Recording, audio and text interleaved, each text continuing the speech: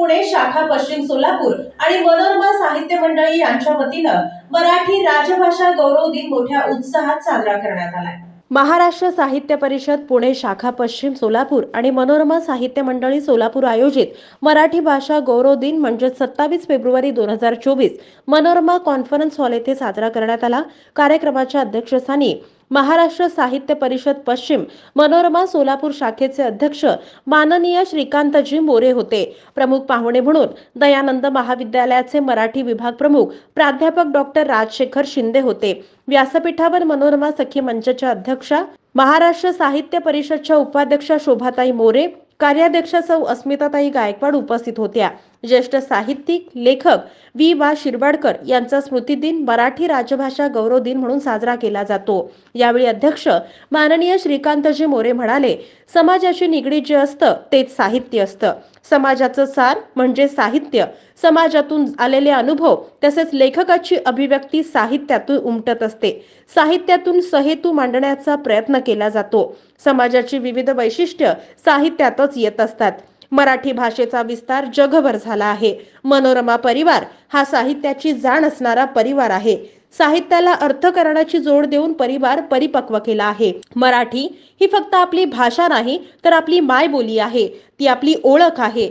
आपणा प्रत्येकाची नाळ तिच्या सोबत अगदी पूर्वापार जोडलेली आहे। पुष्पाराज आणि विवा शिरवाडकर हे एक अजरामर नाव मराठी साहित्य क्षेत्रामध्ये आणि त्यांच्या स्मृतीचं औचित्य साधून महाराष्ट्र शासनाने असा निर्णय घेतला की विवा शिरवाडकरांना मिळालेला ज्ञानपीठ पुरस्कार यापूर्वी वि. खांडेकरांनाही मराठीमधून मिळालेला होता, तर त्यांच्या कार्याचा गौरव व्हावा म्हणून मराठी भाषा गौरव दिन हा दरवर्षी 27 फेब्रुवारीला साजरा करण्यात। मनोरमा साहित्य मंडळी, महाराष्ट्र साहित्य परिषद शाखा सोलापूर पश्चिम ही दरवर्षी भाषा विषयकच नव्हे तर एकूणच साहित्याच्या अनुषंगाने विविध कार्यक्रमाचं आयोजन करत असते। आपण दरवर्षी राज्य पातळीवरचे पुरस्कार देतो आणि हे पुरस्कार देत असताना साहित्याची व्यापक जी भूमिका आहे, साहित्याचे जे विविध प्रकार आहेत त्याचा एक वेगळा पद्धतीचा अभ्यास करणारी मंडळी या मनोरमा साहित्य परिषद शाखा सोलापूर पश्चिम आणि मनोरमा साहित्य मंडळीकडे आहे। त्यामध्ये आमचे संस्थेचे पुरस्कार वितरण जी आमची कमिटी आहे, निवड कमिटी, त्याचे अध्यक्ष डॉक्टर राजशेखरजी शिंदे साहेब उपस्थित आहेत। सौभाग्यजी मोरे, अस्मिताताई गायकवाड, त्याचप्रमाणे आपण सर्व समितीचे सदस्य आणि रसिक हो। आज आपल्याला अतिशय आनंद होतो की मराठी भाषा गौरव दिन म्हणून साजरा करत असताना एक दिवस हा जरी दिवस असला तरी मराठी साहित्याची जाण असलेला हा मनोरमा परिवार सतत वर्षभर या ना त्या निमित्तानं या विषयाशी निगडीत कामकाज करीत असतो। समाजाशी निगडीत जे असतं ते साहित्य असतं आणि समाजाशी निगडीत साहित्य असतं त्याला आमच्याकडे आम्ही असं म्हणतो की literature is the quintessence of society, म्हणजे समाजाचं सार म्हणजे साहित्य। साहित्यामध्ये वेगळं काय नसतं, मग ते कविता असो, कथा असो, कादंबरी असो, विनोद असो, नाटक असो, कादंबरी असो, कुठल्याही प्रकारचं साहित्य ही पात्र जे असतात ते समाजामध्ये त्या साहित्यिकाला आलेल्या अनुभवातून, निरीक्षणातून ते आलेले असतात। तो व्यक्तिगत अनुभव नसतो। मी एखादं आनंदी गीत गायलो म्हणजे मी आनंदी असलंच पाहिजे असं नाही, किंवा मी एखादं दुःखद गीत गायला लागलो म्हणजे मी दुःखीच आहे असं कोणी अर्थ काढायचा भाग आहे। आणि हिंदीमध्ये अशी खूप गाणी असतात, पण माणसाला असं, बऱ्याच लोकांना असं वाटतं की दुःखी असले की दुःखी गाणे गावे, आनंद असले की आनंदी गावे, हा ज्याचा त्याच्या अभिव्यक्तीचा भाग आहे। पण लेखकाचं मात्र तसं कधीच नसतं। लेखकाची अभिव्यक्ती काही प्रमाणात असते साहित्यामधून, हे अनेक वेळेला सिद्ध जरी झालं असलं ते पर्सेंटेज कमी आहे। 100% मी 100 प्रेमकविता लिहिल्या म्हणजे काही 100 तिथं हे आहेत अशातला काही भाग कोणी अर्थ घ्यायचा नसतो. कविता कवितेपुरती असते, शब्द शब्दापुरती असतात. एक मात्र निश्चित आहे की सहेतू म्हणजे काहीतरी हेतू असतो ते साहित्य असतं. आणि हेतू नसलेलं साहित्य कदाचित ते मग चांगलं पण नाही, किंवा ज्याचा हेतू चांगला नाही अशा प्रकारचं साहित्य आपल्याला अभिप्रेत पण नाही आहे. ज्या समाजात आपण राहतो त्या समाजाचा जो सुसंस्कृतपणा आहे, त्या समाजाचे जे विविध वैशिष्ट्य आहेत, त्याचा जो युनिकनेस आहे तो या साहित्यातून व्यक्त होणं अभिप्रेत आहे. आणि भाषेची उत्पत्ती, भाषेची व्याप्ती हे संपूर्ण एकूण भाषा ज्ञान जे आहे हे प्रत्येक व्यक्तिगणित या पिढीकडून त्या पिढीकडे हे जात असतं. आणि म्हणून भाषेचं संवर्धन होणं हे अत्यंत महत्त्वाचं असतं. आणि म्हणून महाराष्ट्र शासनाने असा निर्णय घेतला की मराठी भाषा ही आपल्या राज्याची भाषा आहे, आपली बोली भाषा आहे. देशाच्या भौगोलिक परिस्थितीनुसार, राज्याच्या भौगोलिक परिस्थितीनुसार या भाषेचे अनेक अपभ्रंश असतात, वेगवेगळ्या पद्धतीने बोलले जातात. आपण बघतो कोकणीमध्ये मराठी वेगळ्या पद्धतीने बोलली जाते, विदर्भात वेगळ्या पद्धतीने बोलली जाते, महाराष्ट्रात सोलापूरमध्ये वेगळी, कोल्हापूरला गेला की तिथं वेगळी, तुळजापूरला गेला की तिथं वेगळी भाषा बोलली जाते, नागपूरला गेला की तिथं वेगळा टोन असतो. दर 40 किलोमीटरला भाषेचा टोन बदलतो, भाषेचा टोन बदलतो. तुम्ही बघा, इथून पंढरपूरला जा, तुम्हाला भाषेचा टोन बदललेला दिसेल. तुळजापूरला जा, भाषेचा टोन बदललेला दिसेल. आम्ही पंढरपूरला गेले की लगेच लक्षात येतं की अरे याची भाषा पंढरपुरी, हा सोलापुरी, हा कोल्हापुरी, हा कोकणी. हे जे प्रकार आहेत हे भाषेच्या अनेक अंगाने अभ्यास केला तर आपल्याला लक्षात येतो. आणि आज सुद्धा आपण या ठिकाणी मनोरमा परिवारानं साहित्य म्हणण्यापेक्षा मराठी भाषेच्या प्रेमापोटी साहित्य संमेलन घेणं, दिवाळी अंकाचं प्रकाशन करणं हे कार्यक्रम आपण वर्षभर करतो. त्याच्यामध्ये आपल्याला डॉक्टर दत्ता भोसले असतील, डॉक्टर फडकळे असतील आणि ज्यांनी या परिवारामध्ये साहित्याला चालना देण्यासाठी आपले योगदान दिलेलं आहे ते प्रत्येकाचं नामोल्लेख कदाचित मला आठवणार नाही, परंतु अशा अनेक व्यक्ती साहित्यिकांनी आपल्याला मदत केलेली आहे, म्हणण्यापेक्षा प्रोत्साहन दिलेलं आहे. आणि म्हणून या परिवाराची जी वाटचाल आहे 25 वर्षाची, त्याचा सुद्धा शिंदेसाहेब एक आलेख आपल्याला करावा लागणार आहे. की आपण पहिलं साहित्य संमेलन 2002 साली घेतलं, त्यावेळेला डॉक्टर फडकुले, गोवा पवार, अनेक मान्यवर ज्येष्ठ मंडळी होती. त्यांना भारत शास्त्रीनं आपण बोलवलं, बाबा भांडनं आपण संमेलनाचा अध्यक्ष म्हणून आपण बोलवलं, सदानंद मोरेनं आपण बोलवलं, खूप असे बाबू शिंदेनं आपण बोलवलं, रामदास कोठारे येऊन गेले. ह्या सगळ्यांचा जर आपण एक परामर्श श्रीकांत देशमुख उल्लेख केला तर एक लक्षात येईल की महाराष्ट्राच्या या मराठी भाषेच्या अनुषंगानं आपण एक थेंबभर का होईना काम केलेलं आहे. ज्ञानेश्वरांनी म्हटलेलं आहे एक तरी ओवी अनुभवावी. आणि मग एक तरी ओवी अनुभवावी तसं आपल्या परीनं आपण अर्थक्षेत्रात काम करतो, पण अर्थक्षेत्राला साहित्याची जोड दिल्यामुळं आपल्याला परिपक्वता येते, विचारांची एक दिशा मिळते आणि एक आचार संस्कृती, एक नैतिक अधिष्ठान या साहित्याच्या माध्यमातून अर्थकारणाला प्राप्त होतं.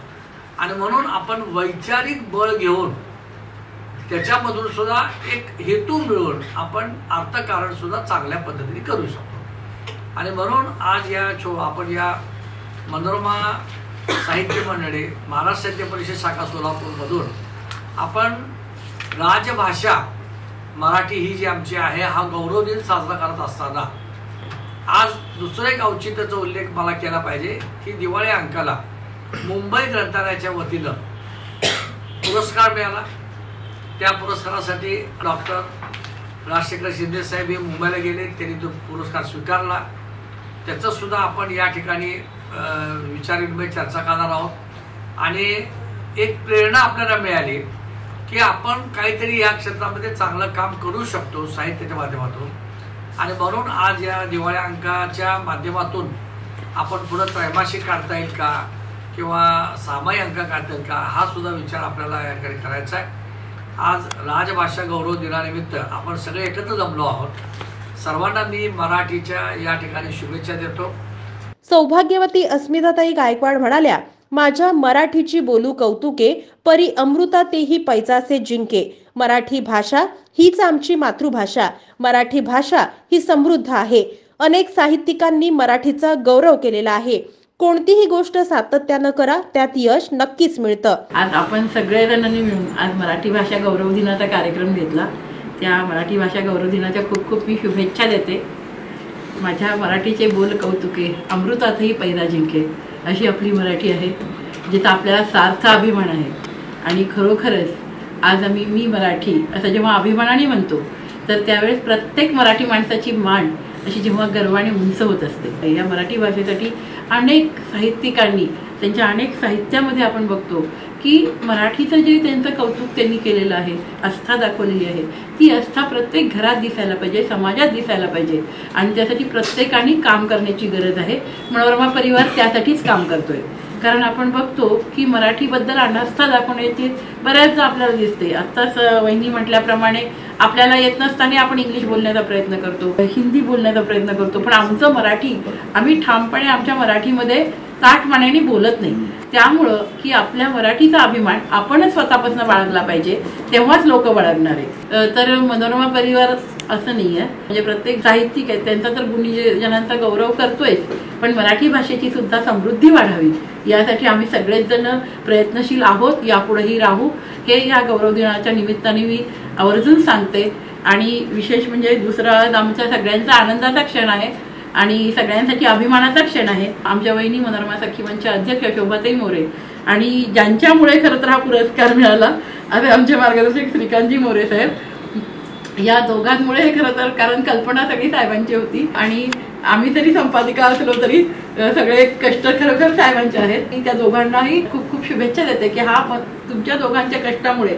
आणि वहिनींचं त्यात एक आहे की वहिनी जरी स्वतः लिहित नसल्या तरी साहेबांचं सगळं लेखन त्या समाजातल्या शेवटच्या माणसापर्यंत पोहोचवतात आणि खरोखर हे कौतुकास्पद आहे की संपादक मंडळ नुसतं एकटं काम करत नसतं, तर हे टीम वर्क असते आणि आपली टीम चांगली आहे, आपले कॅप्टन चांगले आहेत म्हणून आपली टीम पण चांगली आहे।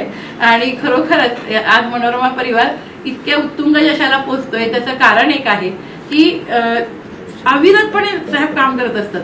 म्हणजे मी त्यांना बघते की त्यांच्या आत्ता दुपारी म्हणत आलेलं आहे की आज कार्यक्रम घ्यायचा आहे मराठी भाषा दिन गौरवाचा, की लगेच कार्यक्रम सुरू। म्हणजे कसं आहे की कंटिन्यू म्हणजे सातत्य, आपल्याला जेव्हा विजय कधी मिळतो आणि यश कधी मिळतं तर त्या गोष्टीमध्ये सातत्य लागते। तुम्ही कोणतीही गोष्ट सातत्याने करा, तुम्ही त्यात यशस्वी होता। आणि त्यामुळं मनोरमा परिवार यशस्वी होण्याचं कारण हे साहेबांनी अविरतपणे केलेले परिश्रम, त्याला वहिनींनी दिलेली साथ, सगळ्या आज शिंदे सरांसारखे आपल्याकडे कर्मचाऱ्यांसारखे जीवाला जीव देणारी आपण सगळी आपली टीम आहे मनोरमाची। सगळेच कर्मचारी आपले अगदी एक परिवार म्हणून आपण इथे राहतो। संचालक सगळे एकमताने सगळे निर्णय करतात, त्यामुळं हा आपला सगळ्या मनोरमा परिवाराचा विशेष गौरव सगळीकडे होतोय। आणि आज मराठी वृत्तपत्र लेखक संघ मुंबई यांनी आज हा जो पुरस्कार आपल्या दिवाळी अंकाला म्हणजे महिला संपादित म्हणून हा पुरस्कार दिलेला आहे, त्याचा मला जास्त अभिमान वाटतोय। कारण या परिवारात महिला खूप आहेत, महिलांना प्राधान्य दिलं जात आहे, महिलांना प्रत्येक ठिकाणी म्हणजे आईच्या नावाने हा परिवार असल्यामुळे आज प्रत्येक महिलेला इथे एक मानाचं स्थान दिलं जाते।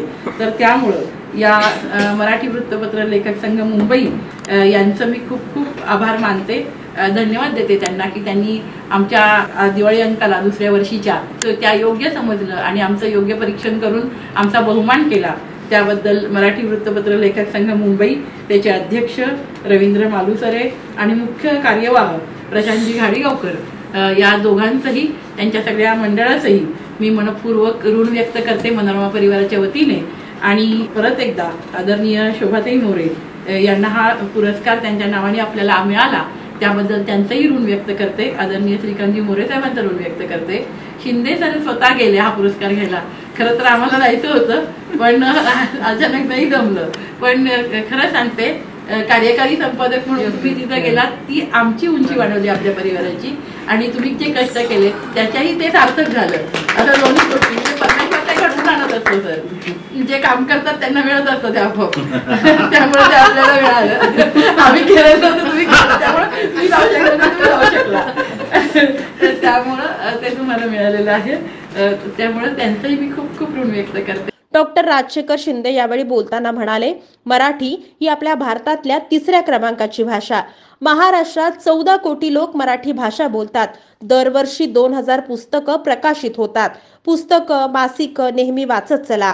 मुलांना वाचनाची गोडी लावा, त्यामुळे विद्यार्थी कुशल होतील. मराठी ही महाराष्ट्रातील भारतातली 3ऱ्या क्रमांकाची भाषा आहे. भारतातली जगात 10व्या क्रमांकावर आहे. दुसऱ्या रिपोर्टच्या नुसार मराठी जगात 9व्या क्रमांकाची भाषा आहे. महाराष्ट्रात एकंदर साधारण 14 कोटी लोक ही भाषा बोलतात आणि जगात 10व्या क्रमांक. म्हणजे विचार करा, या संबंध विश्वामध्ये मराठी एक ज्ञानभाषा म्हणून व्यापक आहे. आपण म्हणतो काय मराठीला किंमत, पण जेव्हा दुसरे लोक बोलत राहतात आपली भाषा सोडत नसतात.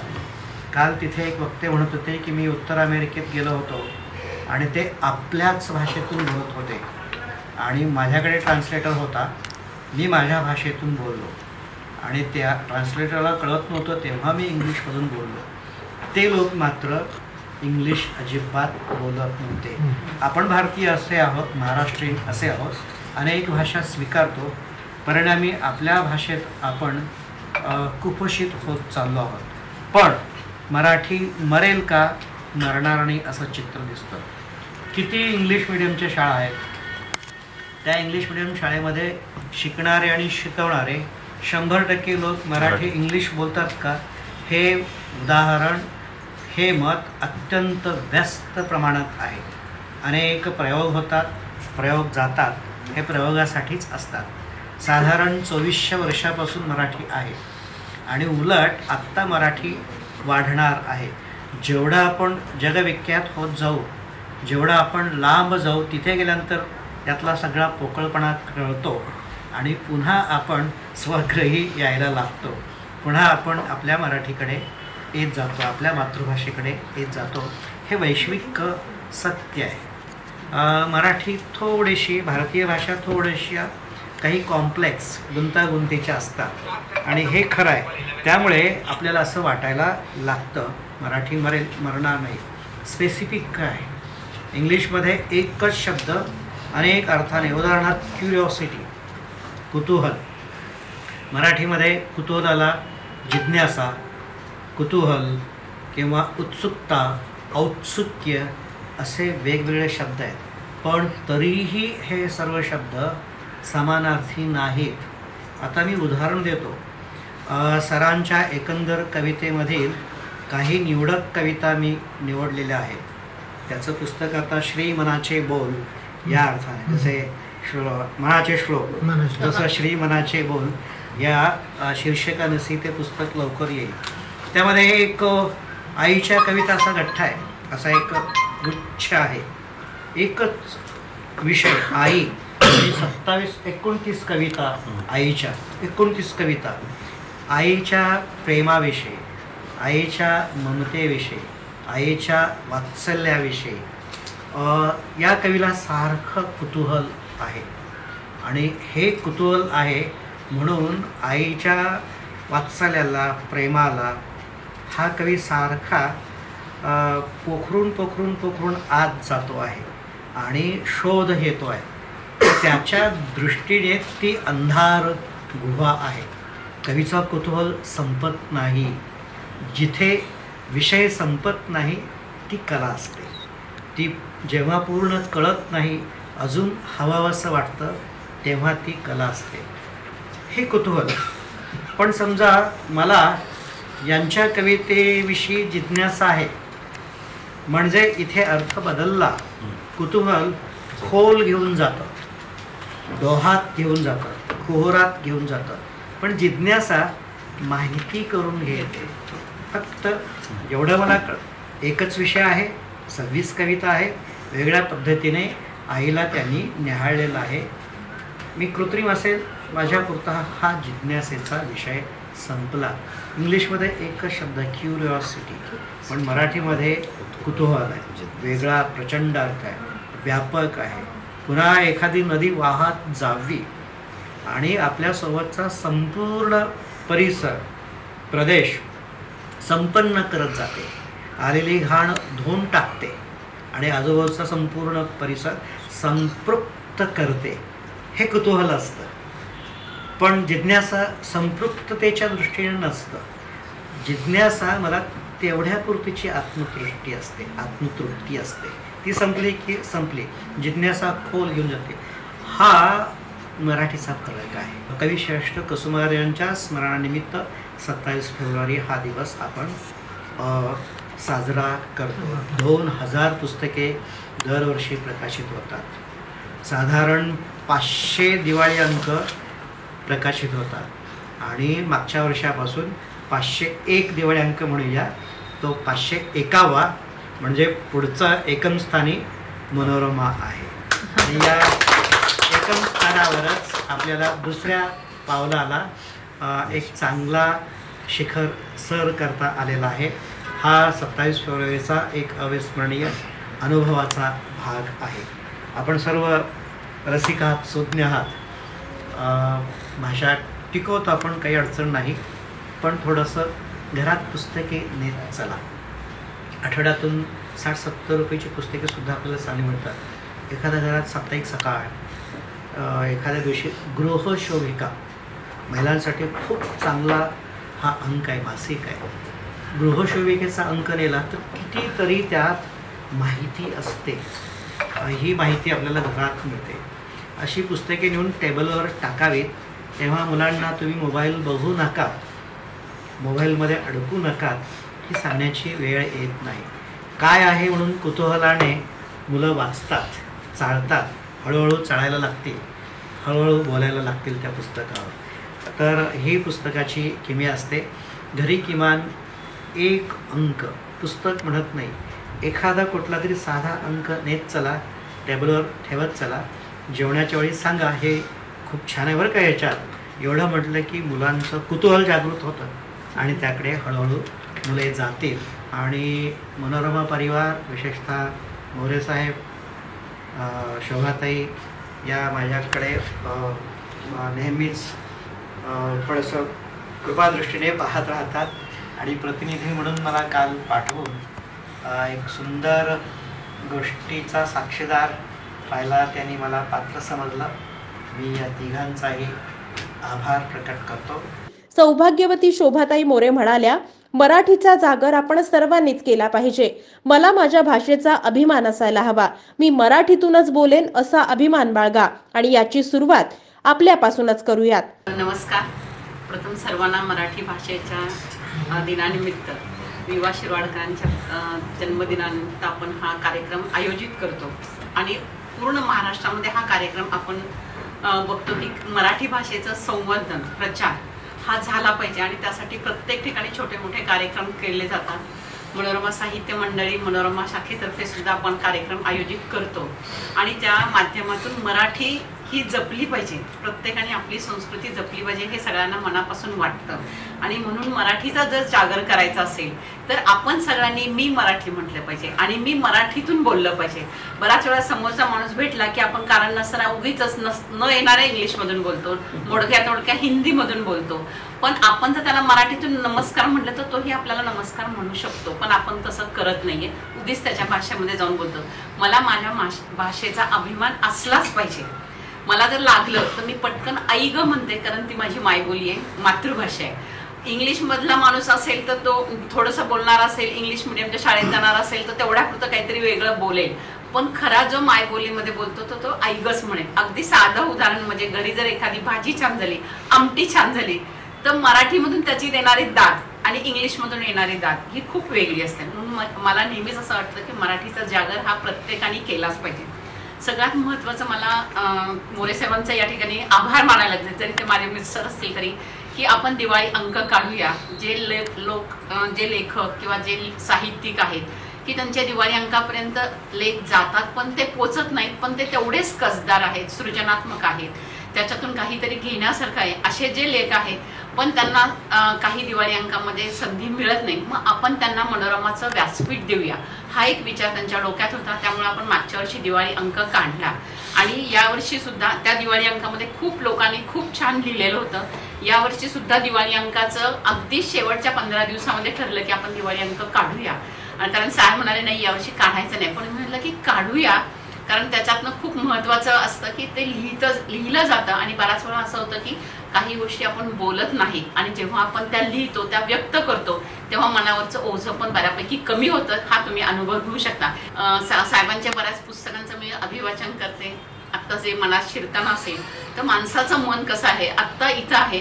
काही माझ्या बहिणी आहेत, त्यांना वाटत असेल की घरामध्ये 7 वाजले, चहाची वेळ झाली आहे, अजून कशी आली नाही, हाही विचार डोक्यात. म्हणजे आपलं मन इतकं वेगळं असतं आणि त्या मनाचे भाव जर आपण या साहित्यातून प्रकट केले तर अनेकांना ते भाव आवडू शकतात.